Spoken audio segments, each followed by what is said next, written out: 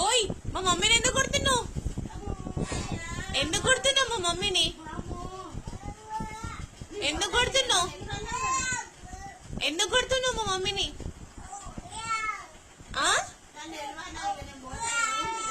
మా మమ్మీ నీకు ఫుడ్ పెడుతుంది కదా, ఎందుకు ఎందుకు ఎందుకు ఎందుకు కొడుతున్నావు కన్నయ్య? అమ్మమ్మని తప్పు, నో కొట్టద్దు, నో. కిస్ ఇవ్వు అమ్మమ్మకి. గుడ్.